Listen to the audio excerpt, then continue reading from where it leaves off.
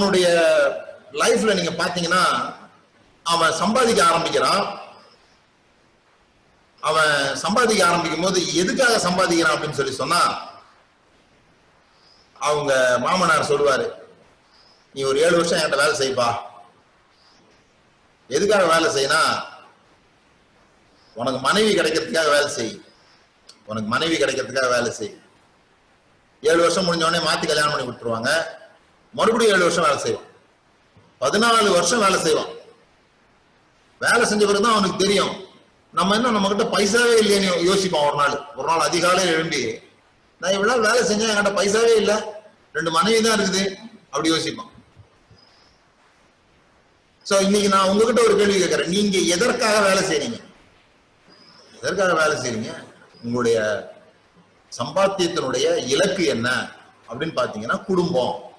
சம்பாத்தியத்தினுடைய இலக்கு மனைவி. மறுபடியும் யாக்கோபு மாதிரி தான், அவன் மனைவிய பெறுவதற்காக சம்பாதிக்கணும்னு நினைச்சான். நாம மனைவி இருக்கிறதுனால சம்பாதிக்கணும்னு நினைக்கிறோம். அவங்களுக்கு சோறு கொடுக்கறதுக்காக, பிள்ளைங்களுக்கு சோறு கொடுக்கறதுக்காக, ஒரு வீடு கட்டுறதுக்காக. அப்படி ஒரு இந்த குடும்ப யாரும் அபண்டன்ஸுக்காக சம்பாதிக்கல. அதை சொல்றேன் நான்.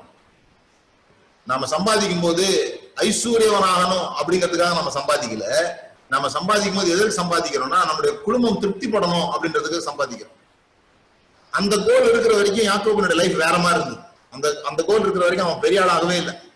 ஏதோ சம்பாதிச்சு அவன் வாழ்க்கையில அவன் எதை நினைச்சானோ அதை பெற்றுக்கொண்டு அப்படி ஓடினானே தவிர, அவனோட வாழ்க்கையில அவன் பெரிய அளவுல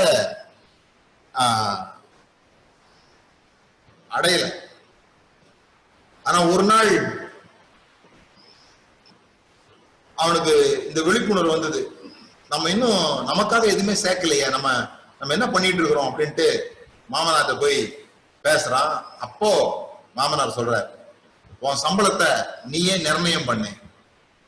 உன் சம்பளத்தை நீ நிர்ணயம் பண்ணு. இந்த முறை உன் பொண்ணைத்தான் அவன் கேட்கல. மாமா உன் பொண்ணை கூடல இருந்து இப்பதான் மேல வந்துக்கிறாங்க. வந்து என்ன சொல்றான், அவன் ஸ்பெசிபிக் ஆயிட்டான். இதுதான் புள்ளி உள்ளதெல்லாம், புள்ளியும் வரியும் உடையதெல்லாம் எந்து.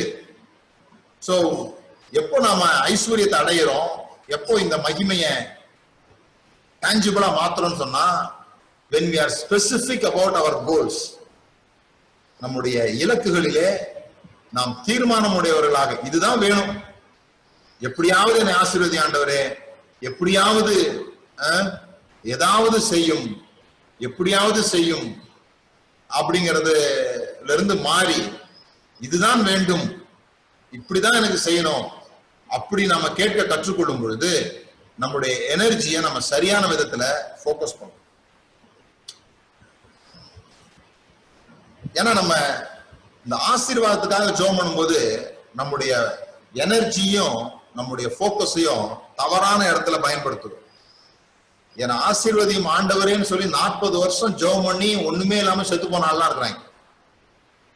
ஆசீர்வதியும் ஆண்டவரே அப்படின்னு சொல்லி ஜெபம் பண்ணி ஒண்ணுமே கிடைக்காம, பஞ்சத்துல சாப்பாட்டுக்கு வழி இல்லாம செத்து போன பிறகு மத்தவங்க எல்லாம் ரொம்ப மகிமையா அவரை பத்தி பேசுவாங்க. இந்த உலகம் அப்படி பேசும் பாருங்க, ரொம்ப தாழ்மையா இருந்தாரு, ஒரு விஷயம் கூட, ஒரு மாத்து துணி கூட இல்லாம செத்து போனாரு, அப்படி இப்படின்னு ரொம்ப ரொம்ப பெருமையா பேசுவாங்க. வாழும் பொழுது அது தேவனுக்கு மகிமையை கொண்டு வரல. சோ ஃபர்ஸ்ட் நம்ம புரிஞ்சுக்க வேண்டியது, we are blessed, நாம் ஆசீர்வதிக்கப்பட்டிருக்கிறோம். நம்ம சம்பாதித்து ஏதோ வேலை செய்து நம்ம ஆசீர்வாதத்தை சுதந்திரிக்க போறது இல்ல, நம்ம ஆசீர்வதிக்கப்பட்டிருக்கிறதுனால வேலை செய்ய போறோம். அதை புரிஞ்சுக்கணும். நான் ஆசீர்வதிக்கப்பட்டிருக்கிறேன்றதை நீங்க யோசிக்கும் போது ஆப்பர்ச்சுனிட்டிஸ், சந்தர்ப்பங்கள் நம்ம கண்களுக்கு தெரிய ஆரம்பிக்கும். இல்லைன்னா ஆசீர்வதிக்கணும் ஆசீர்வாதத்து மேல நம்ம கண்ணு இருக்குமே தவிர சந்தர்ப்பங்கள் மேல நம்ம கண்ணு போகவே போகாது. இப்ப நான் ஆசீர்வதிக்கப்பட்டுட்டேன்றதை நம்பும் போது என்னுடைய ஆசீர்வாதத்தை எதுல முதலீடு செய்கிறது, என்னுடைய ஆசீர்வாதத்தை எப்படி வீணாக்காம இருக்கிறது, என்னுடைய ஆசீர்வாதத்தை எப்படி விதையாக கனியாக மாற்றுவது அப்படின்னு யோசிக்க ஆரம்பிச்சிடும். அப்படி யோசிக்க ஆரம்பிக்கிறது நிமித்தமாக நம்ம முன்னால பல பேருக்கு பிரச்சனையா தெரியுது, நமக்கு சந்தர்ப்பமா தெரிய ஆரம்பிக்கும். அதுதான் ஜெபம். ஜெபம்ன்றது ஆண்டவரை செய்யும் செய்யும் செய்யும் கேட்கறது இல்லை. அப்படி கேட்கறதுனால ஆண்டவர் எதுவும் செய்ய போறது இல்லை.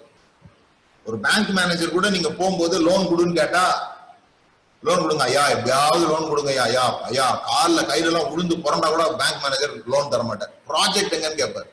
நீ என்ன செய்ய போறன்றதுக்கு நான் லோன் கொடுக்கணும், நீ என்ன செய்ய போற?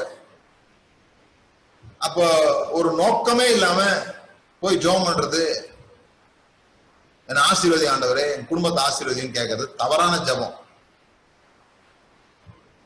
ஆனா நீங்க ஆசீர்வதிக்கப்பட்டவர்கள் என்பதை உணர்ந்து கொண்டிருக்கும் போது உங்க கண்களுக்கு முன்பாக மற்றவர்களுக்கு தோன்றாத, மற்றவர்களுக்கு பஞ்சமாக தோன்றுகிற விஷயம் உங்களுக்கு ஆசீர்வாதமான நிலமாக மாறும். ஈசாக்கு அப்படி மாறிச்சு பாருங்க.